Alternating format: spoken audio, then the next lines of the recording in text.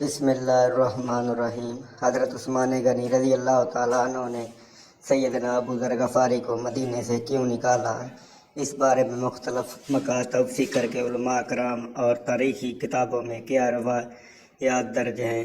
آج کی ویڈیو میں جانیں گے نبی کریم صلی اللہ علیہ وآلہ وسلم نے ارشاد فرمایا کہ میرے صحابہ کرام میں ابو ذر غفاری رضی اللہ تعالیٰ عنہ حضرت عیسیٰ علیہ السلام کی مثل ہیں، یعنی جیسے حضرت عیسیٰ علیہ السلام نے دنیا کو طلاق دے دی تھی، ایسا ہی سیدنا ابو ذر غفاری بھی دنیا سے کنارہ کش ہو چکے تھے۔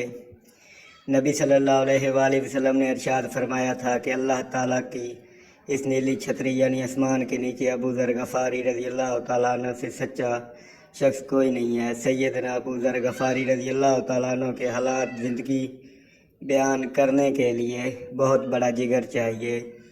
آپ کی ساری زندگی زاہد و تقوی اور پرہیزگاری کا منہ بولتا ثبوت تھی۔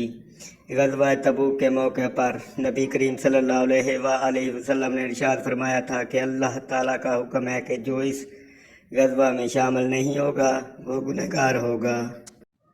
اس سے پہلے کسی بھی جنگ میں شامل ہونے کا اللہ تعالیٰ کی طرف سے حکم ملزوم نہ ہوتا تھا، بلکہ جو صحابہ کرام جس جنگ میں شریک ہو جاتے تھے ان کو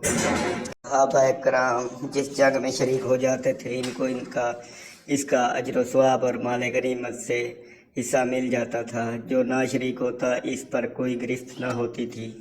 نبی کریم صلی اللہ علیہ وآلہ وسلم نے اپنے صحابہ کرام کی جماعت کے ساتھ غزوہ تبوک میں شرکت کے لیے روانہ ہو چکے تھے۔ سیدنا ابو ذر غفاری رضی اللہ تعالیٰ عنہ بھی اس قافلے میں شامل ہونے کے لیے نکلے تو ان کے اونٹ نے آگے چلنے سے انکار کر دیا اور وہ ایک جگہ جم کر بیٹھ گیا۔ ابو ذر غفاری رضی اللہ تعالیٰ عنہ نے لاکھ کوشش کی لیکن اونٹ وہاں سے نہ اٹھ سکا، تو سیدنا ابو ذر غفاری رضی اللہ تعالیٰ عنہ نے اپنا سامان اپنے کاندھے پر رکھا اور پیدل اس غزوہ میں شرکت کے لیے چل پڑے۔ امام غزالی رحمۃ اللہ علیہ فرماتے ہیں کہ نبی کریم صلی اللہ علیہ وآلہ وسلم بھی سیدنا ابو ذر غفاری کے منتظر تھے کہ باقی کوئی پہنچے نہ پہنچے، لیکن ابو ذر غفاری اس قافلے سے دور نہیں رہ سکتے۔ چنانچہ جب قافلہ ایک جگہ رک گیا تو صحابہ کرام علیہ السلام نے دور سے کسی کو پیدل اپنے سر پر سامان رکھ کر چلتے ہوئے دیکھا تو نبی کریم صلی اللہ علیہ وآلہ وسلم نے فرمایا کہ اے آنے والے تو ابو ذر غفاری ہو جا، یعنی نبی صلی اللہ علیہ وآلہ وسلم کی شدید خواہش تھی کہ آنے والا ابو ذر غفاری ہی ہو۔ اور جب سیدنا ابو ذر غفاری قافلے کے پاس پہنچے تو نبی کریم صلی اللہ علیہ وآلہ وسلم نے انہیں پہچان کر فرمایا ابو ذر غفاری اکیلا آ رہا ہے اور یہ اکیلا ہی اس دنیا سے جائے گا اور قیامت کے دن بھی اپنی قبر سے اکیلا ہی اٹھایا جائے گا۔ سیف بن عمر کی روایت ابن طبری میں ہے کہ حضرت امیر معاویہ رضی اللہ تعالیٰ عنہ اور حضرت ابو ذر غفاری رضی اللہ تعالیٰ عنہ کے درمیان اختلافات سا ہو گیا تھا۔ جب سیدنا ابو ذر غفاری نے امیر معاویہ اور اس کے مشیروں اور وزیروں کے عیش و عشرت دیکھے تو انہوں نے امیر معاویہ کو نبی صلی اللہ علیہ وآلہ وسلم کی پوری زندگی کا نمونہ پیش کیا اور فرمایا کہ نبی صلی اللہ علیہ وآلہ وسلم نے پوری زندگی میں کبھی اتنی آسائش نہیں دیکھی۔ آپ صلی اللہ علیہ وآلہ وسلم پر تو یہ حال تھا کہ آپ صلی اللہ علیہ وآلہ وسلم پورے دن میں ایک وقت کا کھانا تناول فرماتے تھے، وہ بھی سوکھی ہوئی روٹی۔ نبی صلی اللہ علیہ وآلہ وسلم نے مجھ سے فرمایا تھا کہ اے ابو ذر، وہ احد کا پہاڑ دیکھ رہے ہو، اگر میرے پاس اس احد پہاڑ کے برابر سونا ہو تو وہ بھی میں شام تک اللہ کی راہ میں خرچ کر دوں، اور تم لوگ اس نبی کے امتی ہو کر ان عیش و عشرت میں پڑے ہوئے ہو، جبکہ تمہیں تو عام مسلمانوں کے لیے مشعل راہ ہونا چاہیے۔ امیر معاویہ نے حضرت عثمان رضی اللہ تعالیٰ عنہ کی طرف پیغام بھیجا کہ حضرت ابو ذر غفاری رضی اللہ تعالیٰ عنہ نے لوگوں کو ہم سے بدظن کرنا شروع کر دیا ہے، تو انہوں نے جواباً پیغام بھجوایا کہ انہیں میرے پاس بھیج دو، تو حضرت ابو ذر غفاری رضی اللہ تعالیٰ عنہ کو حضرت عثمان غنی رضی اللہ تعالیٰ عنہ کی طرف بھیج دیا گیا۔ چنانچہ آپ نے انہیں ملامت کی تو وہ رابزدہ کی طرف نکل گئے۔ یہ سیف بن عمر کی روایت ہے۔ بہت سے علماء کرام اور تاریخ دانوں نے اس راوی کو کاذب اور متروک کہا ہے، لیکن قضیہ کے متعلق اس سے زیادہ مستند اور صحیح روایت ہیں جنہیں امام بخاری رحمۃ اللہ علیہ نے اپنی صحیح میں روایت کیا ہے۔ چنانچہ انہوں نے حضرت زید بن وہاب سے بیان کیا، میں مقام رابضہ سے گزر رہا تھا کہ ابو ذر رضی اللہ تعالیٰ عنہ دکھائی دیے۔ میں نے پوچھا کہ آپ یہاں کیوں آ گئے ہیں؟ انہوں نے جواب دیا کہ میں شام میں تھا تو معاویہ سے میرا اختلافات ہو گیا۔ انہوں نے دریافت کیا کہ کسی بات پر اختلاف ہوا تو سیدنا ابو ذر کی غفاری نے قرآن مجید کی وہ آیت تلاوت کی کہ جو لوگ سونا اور چاندی جمع کرتے ہیں اور انہیں اللہ کی راہ میں خرچ نہیں کرتے، اس آیت کی وجہ سے اختلاف ہوا۔ سیدنا ابو ذر غفاری فرماتے ہیں کہ معاویہ کا کہنا یہ تھا کہ یہ آیت اہل کتاب کے بارے میں نازل ہوئی ہے، اور میں یہ کہتا تھا کہ اہل کتاب کے ساتھ ہمارے متعلق بھی یہ نازل ہوئی ہے۔ اس اختلافات کے نتیجہ میں میرے اور ان کے درمیان کچھ تلخی پیدا ہو گئی۔ چنانچہ انہوں نے خلیفہ وقت عثمان رضی اللہ تعالیٰ عنہ کے میری شکایت لکھی۔ عثمان رضی اللہ تعالیٰ عنہ نے مجھے لکھا کہ میں مدینہ چلا ہوں۔ چنانچہ میں نے چلا آیا۔ جب پہنچا تو لوگوں کا میرے یہاں سے اس طرح ہجوم ہونے لگا جیسے انہوں نے مجھے پہلے دیکھا ہی نہ ہو۔ پھر جب میں نے لوگوں کے اس طرح اپنی طرف آنے کے متعلق عثمان رضی اللہ تعالیٰ عنہ سے کہا تو انہوں نے فرمایا کہ اگر مناسب سمجھو تو یہاں کا قیام چھوڑ کر مدینہ سے قریب ہی کہیں اور جگہ الگ قیام اختیار کر لو۔ یہی بات ہے کہ جو مجھے یہاں رابضہ تک لے آئی۔ اگر وہ میرے اوپر ایک حبشی کو بھی امیر مقرر کر دیں تو میں اس کی بھی سنوں گا اور اطاعت کروں گا۔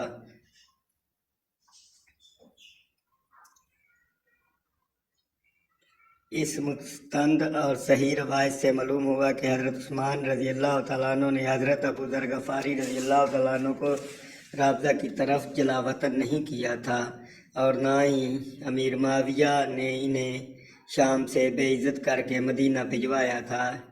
ان کے متعلق اس طرح کی کہانیاں سفید جھوٹ ہیں، بلکہ شہرہ آفاق، محدث اور مرخ ابن سعد نے اس قصے کو جید سند کے ساتھ روایت کیا ہے کہ جب وہ رابضہ کی طرف نکلے تو فرمایا، میں نے حضرت رسول اکرم صلی اللہ علیہ وآلہ وسلم کو یہ فرماتے سنا ہے کہ جب آبادی صلح یعنی مدینہ میں ایک پہاڑ ہے، مسجد خندق کی پچھلی جانب تک نہ پہنچ جائے تو یہاں سے نکل جانا۔ طبقات ابن سعد اس بنا پر ان کا نکلنا گویا نبی کریم صلی اللہ علیہ وآلہ وسلم کے حکم کی بنا پر تھا، اور آن حضرت صلی اللہ علیہ وآلہ وسلم سے یہ بھی مروی ہے کہ اللہ تعالیٰ حضرت ابو ذر غفاری رضی اللہ تعالیٰ عنہ پر رحم فرمائے، وہ تنہا چلے گا اور تنہائی وفات پائے گا اور تنہائی اٹھے گا۔ رابضہ مشہور چرواہ گاہ کے علاوہ رب کوفہ کی پڑاؤ گاہ بھی تھی۔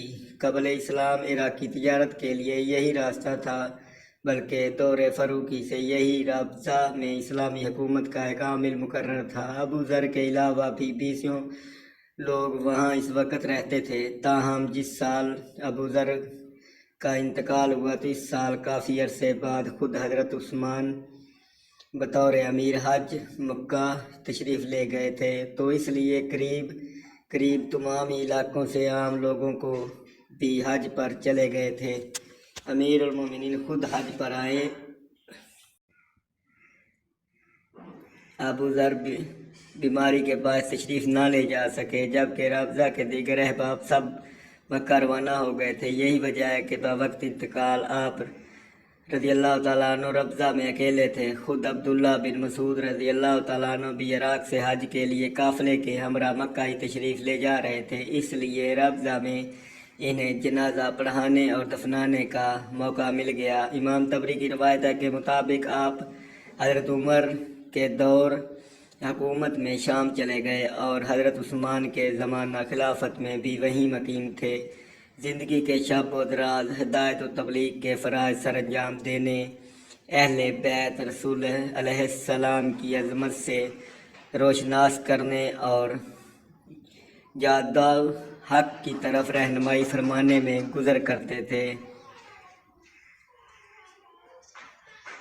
چنانچہ شام اور جبل عامل میں شیعت کے جو اثرات پائے جاتے ہیں وہ آپ کی تبلیغ اور مساعی کا نتیجہ ہے اور آپ ہی کے بوئے ہوئے بیج کے برگ وبار ہیں۔ امیر شام معاویہ کو ان کی یہ روش پسند نہ تھی، چنانچہ وہ ان کو کھلا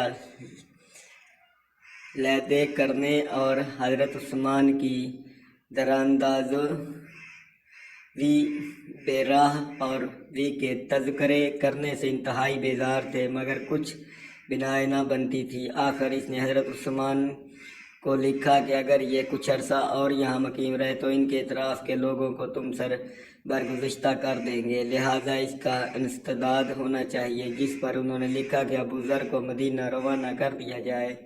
چنانچہ اس حکم کی تعمیل کی گئی اور انہیں مدینہ روانہ کر دیا گیا۔ جب آپ مدینہ پہنچے تو یہاں بھی حق و صداقت کی تبلیغ شروع کر دی، مسلمانوں کو پیغمبر صلی اللہ علیہ وآلہ وسلم کا عہد یاد دلاتے، کسر و کیسر شان کے مظاہروں سے روکتے، جس پر حضرت عثمان جذبذ ہوتے، ان کی زبان بندی کی تدابیریں کرتے۔ چنانچہ ایک دن انہیں بلا کہا کہ میں نے سنا ہے کہ تم کہتے پھرتے ہو کہ پیغمبر صلی اللہ علیہ وآلہ وسلم نے فرمایا تھا کہ جب بنی امیہ کی تعداد 30 تک پہنچ جائے گی تو وہ اللہ کے شہروں کو اپنی جاگیر اور اس کے بندوں کو اپنا غلام اور اس کے دینوں کو فریب کاری کا ذریعہ قرار دے لیں گے۔ آپ نے کہا کہ بے شک میں نے پیغمبر اسلام صلی اللہ علیہ وآلہ وسلم کو یہ فرماتے سنا تھا۔ عثمان نے کہا کہ تم جھوٹ کہتے ہو، اور پاس بیٹھنے والوں سے کہا کہ کیا تم میں سے کسی نے اس حدیث کو سنا ہے؟ تو سب نفی میں جواب دیا، جس پر حضرت ابو ذر غفاری نے فرمایا کہ امیر المومنین علی بن ابی طالب علیہ السلام سے دریافت کیا جائے۔ چنانچہ آپ کو بلا کر دریافت کیا گیا تو آپ نے فرمایا کہ ہاں یہ درست ہے اور ابو ذر سچ کہتے ہیں۔ پھر سیدنا عثمان غنی نے حضرت ابو ذر غفاری سے فرمایا کہ تمہارا یہاں رہنا ٹھیک نہیں اور لوگوں میں تو فرقہ اور فتنہ فساد پھیل سکتا ہے، چنانچہ تم مدینہ سے کہیں دور ڈال لو۔ چنانچہ سیدنا ابو ذر غفاری رضی اللہ تعالیٰ عنہ نے مدینہ سے چند کوس دور رابضہ نامی ایک گاؤں میں بسیرا کیا۔ اس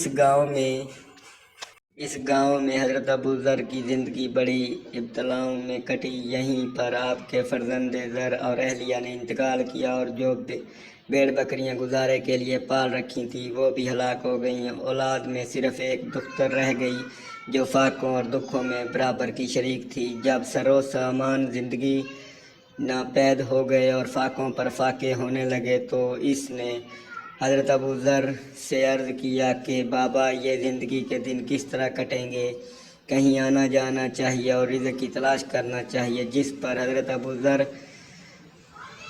اسے ہمراہ لے کر صحرا کی طرف نکل کھڑے ہوئے، مگر گھاس پات بھی میسر نہ آ سکا۔ آخر تھک کر ایک جگہ بیٹھ گیا اور ریت جمع کر کے اس کا ڈھیر بنایا اور اس پر سر رکھ کر لیٹ گئے۔ اس عالم میں سانسیں اکھڑ گئیں، آنکھوں کی پتلیاں اوپر چڑھ گئیں، ناز کی حالت طاری ہو گئی۔ جب دختر ابو ذر نے یہ حالت دیکھی تو مضطرب ہو کر کہنے لگی کہ بابا اگر آپ نے اس لاکھ کو صحرا میں انتقال فرمایا تو میں اکیلی کیسے دفن و کفن کا سامان کروں گی؟ آپ نے فرمایا کہ بیٹی گھبراؤ نہیں، پیغمبر اکرم صلی اللہ علیہ وآلہ وسلم نے مجھ سے فرما گئے تھے کہ اے ابو ذر تم عالم غربت میں مرو گے اور کچھ عراقی تمہارے تجہیز اور تکفین کریں گے، تم میرے مرنے کے بعد ایک چادر میرے اوپر ڈال دینا اور سرے راہ جا بیٹھنا،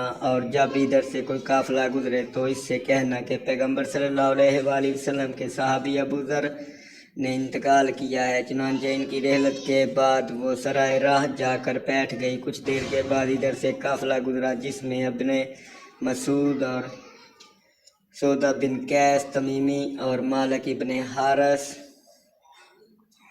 اشتر تھے۔